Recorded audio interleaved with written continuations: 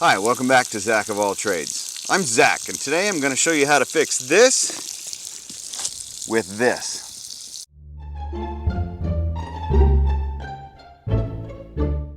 Occasionally there comes a time in a person's life, particularly when that person lives way out here in the boonies, where you may have a leak that needs to be stopped.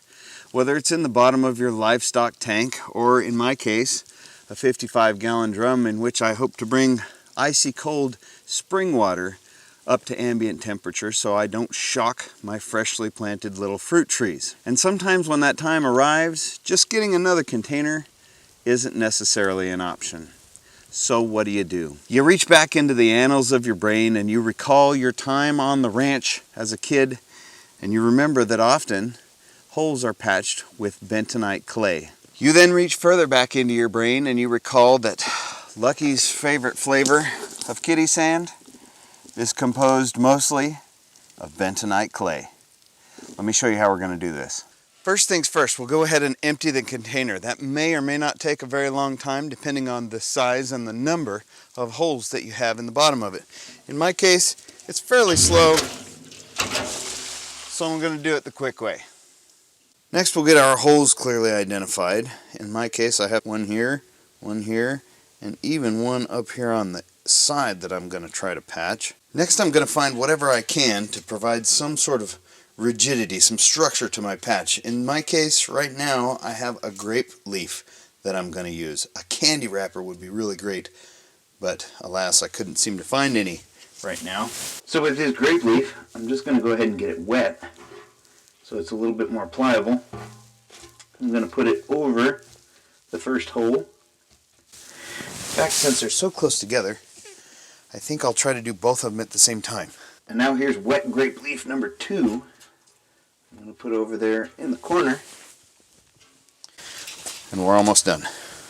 Now we're going to pour some kitty litter over the top of said patch.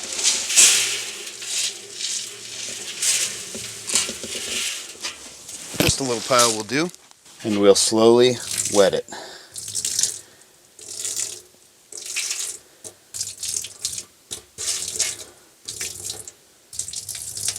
Obviously, I wouldn't recommend this for drinking water, but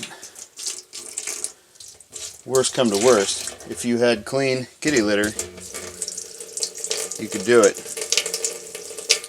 So now I'm going to fill this guy up and see how it works.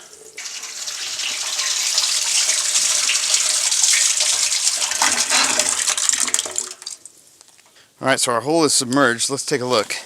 And it is dripping still just a little bit. So now if I can reach down there, I'm going to tamp it down a little bit. While tamping it down, I'm paying a little bit more attention to the edges first, and then kind of smashing down the center of it.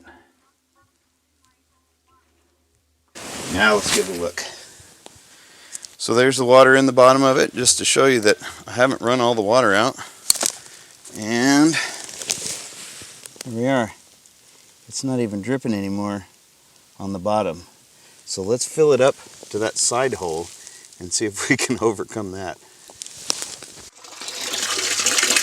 We're getting almost to the level of our side hole here. And so I'm going to go ahead and patch this, but I'm going to do this one a little bit differently. Alright, this part's going to feel pretty gross. Got a handful of kitty litter here. Again, clean kitty litter. And I'm going to wet it just a little bit.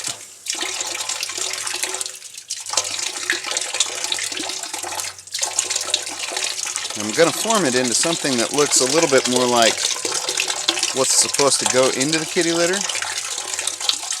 Kind of like modeling clay. Just close your eyes and imagine.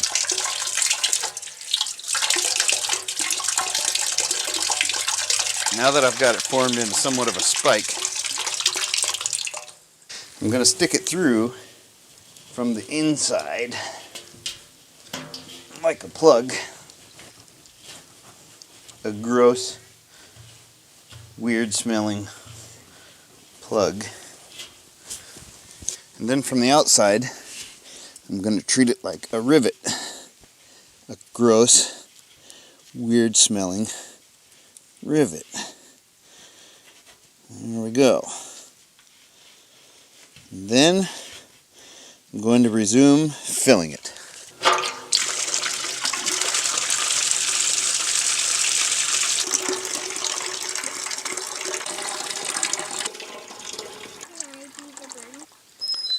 Alright, and now we are full to the top. It is 5:41 in the evening. As you see, it is full to the very, very brim. Our patch not only is still holding, but it's drying out. It's nice and hard. It's cracked a little bit, but it's still holding. I'm actually seeing one tiny little other pinhole right there, but I'm not going to worry about that. This big hole down here and the two holes on the bottom are what I was concerned about.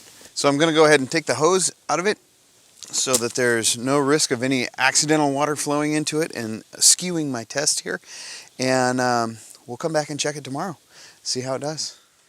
The boys and I have just got down here to the garden for the first time today, and I was peeking, and I think already I can tell that we've been successful. Can you see the barrel from here? Let me see if we can find it. Look at it. Look at it. It's beautiful. Let's go check it out.